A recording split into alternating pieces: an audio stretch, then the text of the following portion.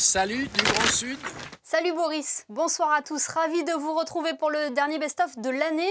Cette semaine, il aura grandement été question des fêtes de fin d'année avec nos invités de gastronomie, d'œnologie, mais aussi de culture avec le succès de la campagne Culture et vous. Nous avons également abordé le parcours inédit du 89e rallye Monte-Carlo et également la situation sanitaire avec la directrice du centre hospitalier Princesse Grace, Benoîte de Sévelinge. Sans plus attendre, voici le best-of de la semaine préparé par Véronique Rodriguez. D'abord, scientifiquement, les publications démontrent que la contamination soignant-soigné est extrêmement rare. Qu'est-ce qui s'est passé dans notre cas? C'est pas une contamination entre un enfant malade et le personnel qui l'a pris en charge. C'est la contamination que vous pouvez retrouver dans n'importe quel milieu, dans n'importe quel secteur. Probablement des temps de pause ou alors des temps de réunion, parce que malheureusement nos salles de réunion sont très petites et ne permettent pas forcément une aération parfaite. Les gens se sont contaminés entre professionnels. La première chose, c'est que quand on a des symptômes, même si la PCR est négative, il faut la refaire. D'accord. Ça, c'est vraiment quelque chose d'important. La deuxième chose, c'est qu'avoir une PCR négative, ça ne veut pas dire qu'on ne va pas contaminer sa famille dans les 2 jours qui suivent. Et je tiens vraiment à passer ce message à l'approche des fêtes de Noël, parce que je sais, notamment par les pharmaciens, qu'ils sont submergés de demandes de rendez-vous pour faire des tests antigéniques. C'est une information importante de savoir que l'on n'a pas le coronavirus 2 jours avant les fêtes de Noël. Ce n'est pas une garantie de ne pas l'avoir 2 jours après. En tout cas, de ne pas le porter. Donc, il faut continuer à appliquer les mesures barrières. La distanciation physique, ce sont les seuls moyens d'éviter une contamination. Alors, cette nouvelle édition, 89e, et c'est aussi d'ailleurs les 110 ans du rallye Monte-Carlo, puisqu'il a été créé en 1911, se déroulera essentiellement sur le département des Hautes-Alpes, de la Drôme et des Alpes de Haute-Provence, ainsi que le dimanche, jour de la dernière étape et jour de la remise des prix, sur les Alpes-Maritimes. Les épreuves de la Drôme sont des épreuves qui sont à la fois anciennes comme Montauban-sur-Ouvèze ou nouvelles comme Chalancon-Gumiane. Donc on a essayé de mixer d'anciennes épreuves et de nouvelles épreuves qui devraient être spectaculaires. Mais à cause de la crise sanitaire et des décisions des autorités administratives françaises, puisqu'on dépend essentiellement de la France, puisqu'on roule à 99,9% sur le territoire français, il est question de ne pas autoriser le public à pénétrer sur les zones de déroulement des épreuves spéciales de vitesse. Donc déjà sur le parc d'assistance de Gap, le public était interdit. Oui. Mais également, je pense que si les conditions ne changent pas d'ici le 20 janvier, on sera un rallye à huis clos. Vous êtes en contact avec les artistes français. Quel est leur état d'esprit? Quel est leur morale? Alors leur morale est au plus bas. Leur état d'esprit est partagé entre la tristesse et la révolte. Bien évidemment, on les comprend. Ils nous envient beaucoup. On leur sert en quelque sorte de modèle et c'est pour ça que donc, je suis très fière de ce qui se passe en Principauté. Nous allons, je pense, pouvoir conserver les programmations de chaque entité qui étaient donc sur une saison complète, c'est-à-dire jusqu'au mois de juin, à savoir les concerts de l'Orchestre Philharmonique, comme je vous le disais, le Théâtre Princesse Grace. Le Printemps des Arts est également en ordre de marche et nous espérons que cette année, il va pouvoir accueillir son public. Et puis après, je pense qu'il va falloir réfléchir à offrir également d'autres formules et nous allons nous y atteler pour étendre encore plus l'offre culturelle en Principauté.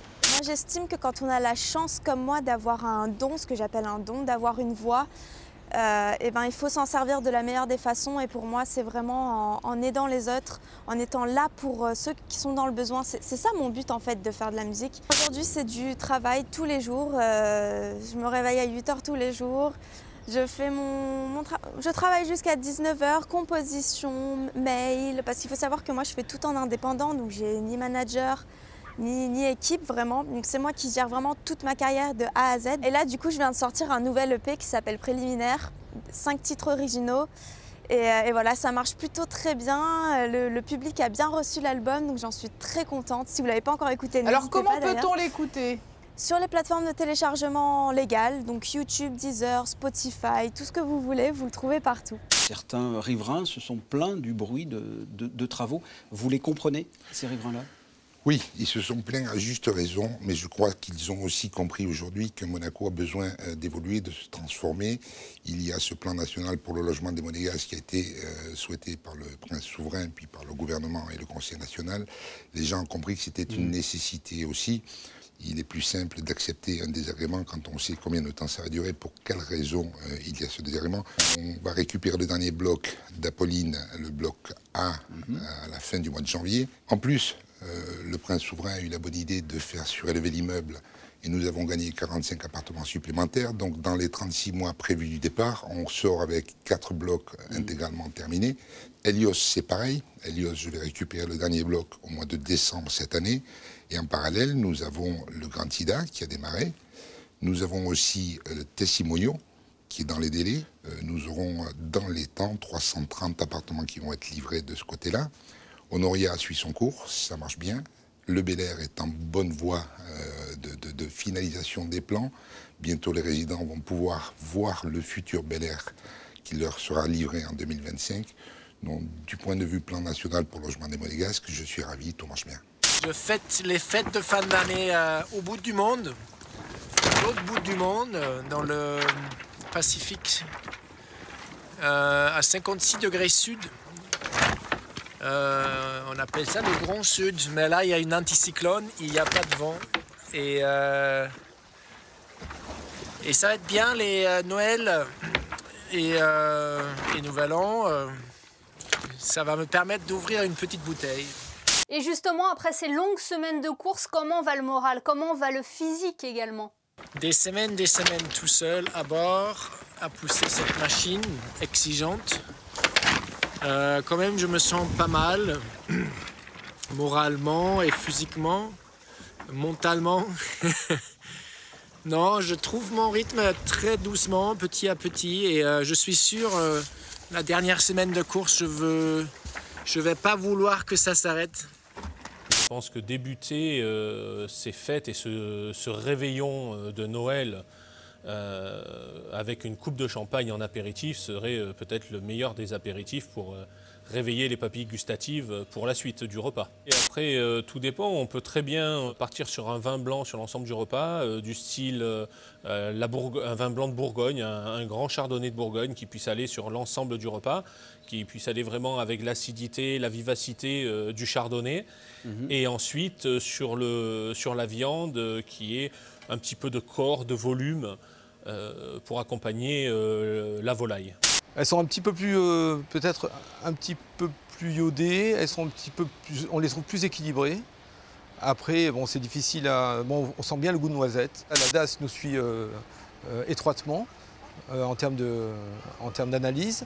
Et surtout, en termes de qualité d'eau, nous, on a mis en place dès le début de notre histoire, c'est-à-dire en 2012, on a mis en place un système de corail vivant. C'est-à-dire qu'on a pas mal d'aquariums avec du corail et ça nous a toujours permis de tester effectivement, ça nous permet de tester si un jour il y a une pollution vraiment inorganique à l'eau de mer, c'est-à-dire s'il y a des hydrocarbures ou autre chose. En plus, on a un gros contrat avec une boîte cosmétique très importante en France sur la bioanalyse. Donc on fait de la bioanalyse en permanence de l'eau qui sert en même temps de l'eau d'élevage. Cette fin d'année est également l'occasion de dresser un bilan. Est-ce qu'il y a eu des nouveaux arrivants en 2020, des naissances aussi peut-être?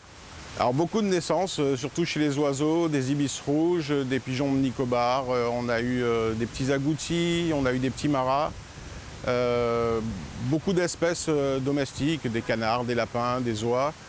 Et côté des arrivées, on a un Ouistiti pygmée qui est arrivé d'un parc de l'Aisne récemment pour former un couple avec une femelle qui doit arriver dans notre parc pour entrer dans un programme d'élevage européen.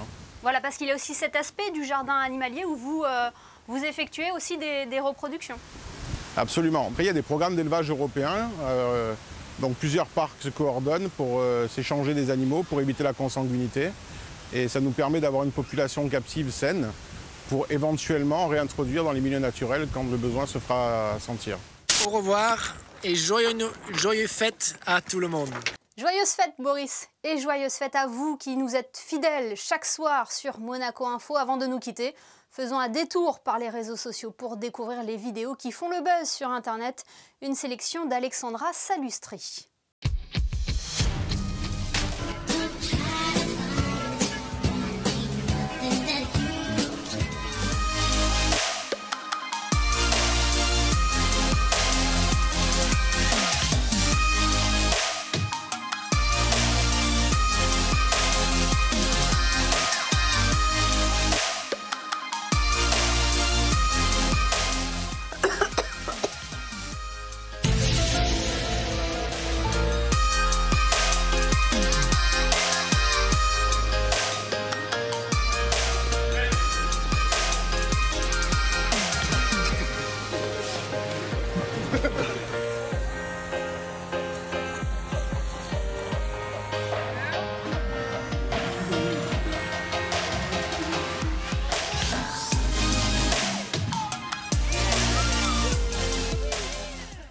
Ce best-of est à présent terminé. Merci de nous avoir suivis. Rendez-vous demain pour une nouvelle semaine d'informations sur Monaco Info. Passez une excellente soirée sur notre antenne.